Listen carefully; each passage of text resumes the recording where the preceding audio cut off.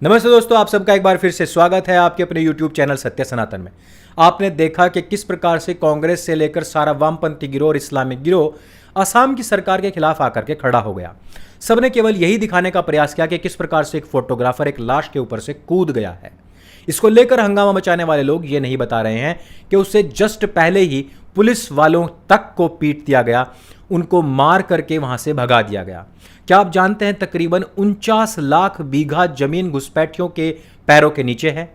अगर आपने कभी हिसाब लगाया हो तो हमारे देश के अंदर अवैध तरीके से बनाया गया वक्फ बोर्ड इसके नीचे, घुसपैठियों के नीचे और इसी प्रकार से हथियाई हुई जमीनों के नीचे कई राज्य समा जाएंगे। हम और आप इसी प्रकार से नींद लेते रहेंगे। 49 लाख बीघा जमीन जिसमें 2 गोवा बन जाएं, इतनी बड़ी जमीन अभी तक दबी रही और हम और आप जानते ही नहीं थे। हम और आपको केवल यही बताया गया कि आसाम की जो सरकार है वो वहां से स्थानीय मुसलमानों को मार करके पीट करके भगा देना चाहती है। अभी वहां के सीएम हिमंता विश्व शर्मा जी का स्टेटमेंट आया और उन्होंने कहा कि आदेश के बाद हम तकरीबन 101 परिवारों को वहां से हटाने के लिए गए थे। अचानक से 10,000 लोगों की भीड़ वहां कैसे जमा हो गई। 101 लोगों के परिवार में 10,000 लोग हों तो आपको सोचना चाहिए कि एक परिवार में कितने लोग होंगे और ये जनसंख्या विस्फोट की कितनी बड़ी समस्या खड़ी कर सकती है। लेकिन यह कोई जनसंख्या विस्फोट मात्र की ही नहीं, बल्कि यह अवैध रूप से आने वाले उन घुसपैठियों की भी समस्या है जिनको हमेशा शह दी है, शेल्टर दिया है कांग्रेस पार्टी ने, पीएफआई ने और उस हर देश विरोधी राजनीतिक पार्टियों, एनजीओज ने, जिनका एक ही मकसद है इस देश को इस्लामिक छत्र के नीचे लेकर के आना। जो इस्लामिक देश हैं, भले उनका लालन पालन ना हो रहा हो, भले ही आबू धाबी के अंदर भगवान राम के मंदिर के समान ही एक भव्य मंदिर बन रहा हो, ठीक उसी प्रकार से जिस प्रकार यहां राम मंदिर के शिलान्यास और पूजन नरेंद्र मोदी जी ने किया था, ठीक उसी प्रकार से वहां भी हुआ। लेकिन भारतवर्ष ही एक ऐसा देश है जहां पर मस्जिदों को लेकर के यहां के लोगों, मुसलमानों का दुराग्रह इतना ज्यादा सख्त और कठोर है, इतना ज्यादा अंधविश्वास उन लोगों के अंदर है कि उतना तो खुद नबी के वंशजों में भी नहीं है। घुसपैठ की यह बातें ना केवल आसाम में बल्कि नैनीताल की नैनी झील के आसपास के क्षेत्रों में भी अवैध रूप से घुसपैठियों ने घुस करके कब्जा करना शुरू कर दिया है। वो पवित्र स्थान, वो मंदिर, वो हर स्थान जो आपकी आस्था से जुड़ा हुआ है, मुसलमानों का कब्जा वहां पर लगातार होते जा रहा है। उत्तराखंड में मुसलमानों के बढ़ने की जनसंख्या की जो स्पीड है, आप जानते हैं कितनी है? आपको यह आंकड़े चौंका देंगे। और यह है क्यों? इसकी वजह क्या है? सिर्फ यह है क्योंकि वहां पर आपके पवित्र स्थान है, वहां पर आप लोगों का आना जाना है, वहां पर उनकी जनसंख्या बढ़ेगी। कल ऊपर का बुर्ज तोड़ करके उस पर अजान का स्पीकर रख दिया जाएगा और फिर कहेंगे कि देखिए हमारे आर्किटेक्ट मुगलों ने कितने समय पहले ही यहां पर एक भव्य मस्जिद का निर्माण किया था। जिस प्रकार कोई भी सांप किसी बिल बनाने वाले चूहे को खा करके उसके बिल में ही आराम करता है, अब्राहिमिक कौम के लोग भी ठीक उसी प्रकार से बिल बनाने का कार्य नहीं करते। वो सीधे ही डंक मार करके उसको भोजन बनाने का कार्य करते हैं और उसी के बिल में आराम फरमाते हैं और फिर कहते हैं कि हमने तुम पर 800 साल राज किया, हमने अलाना बनाया, फलाना बनाया, ढिमकाना बनाया। सांप का क्या इलाज होना चाहिए ये मुझे तो बताने की आवश्यकता नहीं, लेकिन जिन लोगों में भी जहर चढ़ा हुआ है भाईचारे का, उनके ऊपर भी बंद लगाकर वो जहर निकालने की आवश्यकता है। अवैध कब्जे की बात केवल उत्तराखंड और आसाम की ही नहीं, जहां पर संसद भवन है, जहां पर सभी हेडक्वार्टर्स हैं और जहां पर केंद्र सत्ता बैठी हुई है, जहां पर सुप्रीम कोर्ट है, उसी दिल्ली के अंदर जामिया नगर में मंदिर में बनी हुई धर्मशाला को रातों रात तोड़ दिया जाता है सिर्फ कब्जे के लिए। मैंने कहा ना, बिल आप बनाते हैं, बिल की खोदने की मेहनत आपकी लगती है, मिट्टी निकालकर आप बाहर फेंकते हैं, एक नाग, एक अजगर, एक सांप, जहरीला सांप जिसका काम ही है सिर्फ और सिर्फ जहर उगलना, वो आता है, आपको काटता है, खा करके वहां पर आपको और उसी बिल में सो जाता है। ठीक उसी प्रकार का कार्य यहां पर भी हुआ। क्या आप जानते हैं? नहीं जानते हैं। असम के बारे में नहीं जानते हैं। बदलती हुई उत्तराखंड की डेमोग्राफी के बारे में आप नहीं जानते हैं। और आप यहां जामिया नगर में क्या घटित हो रहा है ये भी नहीं जानते हैं, क्योंकि आप आईपीएल देख रहे हैं, क्योंकि आपको खाने पीने और सुरक्षा के सारे इंतजामात आपके क्रिकेटर्स करके देंगे। और जो लोग क्रिकेट नहीं देखते वो रसोड़े में क्या है, कौन है और कौन था, ये सब ही देखते और देखती हैं, जबकि उनका पूरा का पूरा फोकस आपकी लड़कियों, आपकी महिलाओं पर ही रहा है, रहता आया है। इतिहास गवाह है, वर्तमान भी गवाह है।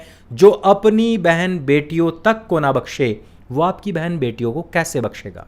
गुरुग्राम के पटौदी से एक वीडियो आया है। इस वीडियो में एक मौलाना को रंगे हाथ पकड़ा गया और उस मौलाना के ऊपर इल्जाम यह है कि मौलाना को रोटी देने आई, भोजन देने आई 10 साल की लड़की को ही वो दबोच लेता है। जो अपनी बहन का भाई नहीं हुआ वो तुम्हारी बहन का भाई कैसे होगा? लेकिन तुम्हारी बहन रसोड़ा रसोड़ा खेल रही है, तुम लोग आईपीएल खेल रहे हो, और जो इन दोनों को ना खेल पाए वो मोबाइल पर टीम 11 बना करके खेल रहा है। इस खेला खेली के खेल में कब खेला हो जाएगा आपको पता तक नहीं लगेगा। गुरुग्राम में ही कब्जे की एक और खबर।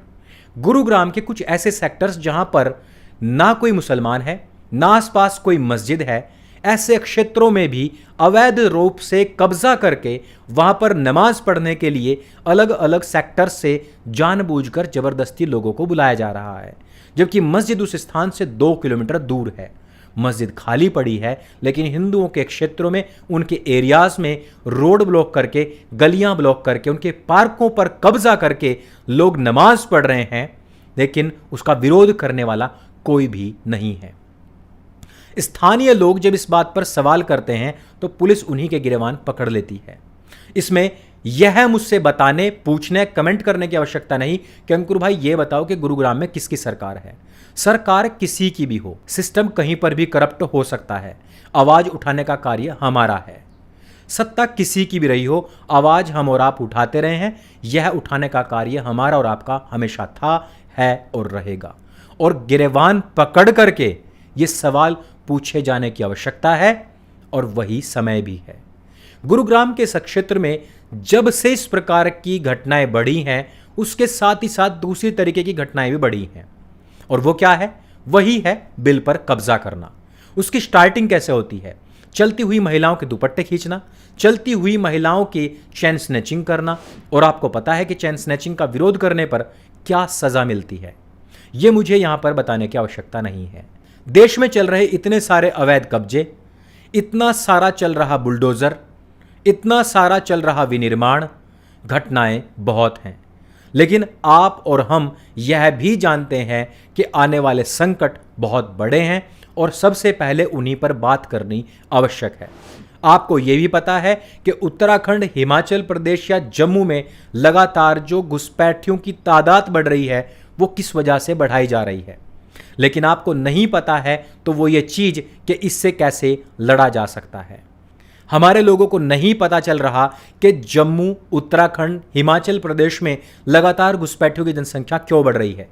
हमारे लोगों को नहीं पता कि आसाम में जब हिंदुओं को मारकर भगाया जाता है तो वो खबर क्यों नहीं बनती। जब एक रिपोर्टर एक लाश के ऊपर से जान बचाने के लिए कूद जाता है, उस पर इतना बड़ा नैरेटिव क्यों बन जाता है। जिन लोगों को नहीं पता है उनको यह ज्ञान देने की आवश्यकता है। मेरा कार्य था जो मैंने आपको बताया, इस चीज को आगे तक प्लीज पहुंचाइए। लोगों तक इन सब बातों का जाना अत्यंत आवश्यक है।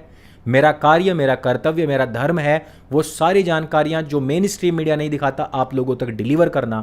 आप लोगों का धर्म बनता है, कर्तव्य बनता है कि इसको अपने उन सभी सज्जनों के पास में भेजना जो अभी भी आईपीएल, रसोड़े या टीम 11 में लगे हुए हैं। और इसका कारण यह है कि भारतवर्ष में मोहम्मद अली जिन्ना की तस्वीर टांगना तो किसी यूनिवर्सिटी के स्टूडेंट्स एंड प्रोफेसर्स के लिए बड़े गर्व की बात होती है, लेकिन इसी देश के गवर्नर के मृत्योपरांत उनको श्रद्धांजलि देना उनके मजहब के अनुसार पाप हो जाता है। भले ही उनके खुद के देश में, मोहम्मद अली जिन्ना के देश में, उसकी मूर्ति को बम से क्यों ना उड़ा दिया जाए। यहां पर मस्जिदों की पैरोकारी करने वाले लोग, यहां हिंदुस्तान में आग लगाने वाले लोग, उनके खुद के इस्लाम के उद्भव स्थान अरेबियन देशों में, भले ही वहां पर मस्जिदों को उखाड़ करके फेंक दिया जाए, भले ही वहां पर मंदिरों के निर्माण हो, भले ही वहां की सरकारें भारतीय संस्कृति को पढ़ाने के लिए लगी पड़ी हों, लेकिन भारत में ये विरोध, इन लोगों का जो विरोध किए जाने का तरीका है, जो उनकी शब्दावली और भाषा है, उनकी जो लॉबिंग है, वो यही बताती है कि उनका एक ही उद्देश्य है, और वो है इस पवित्र भूमि को किसी भी प्रकार से इस्लाम की छतरी के नीचे लाना। क्या ये बात आपको मंजूर है? मंजूर है तो इग्नोर करें, और अगर आप इस पवित्र भूमि, देवभूमि भारत को इन कब्जों से बचाना चाहते हैं तो इस वीडियो को सबके साथ में शेयर अवश्य कीजिए। मेरे संग बोले सत्य सनातन वैदिक धर्म की जय। जय हिंद, वंदे मातरम।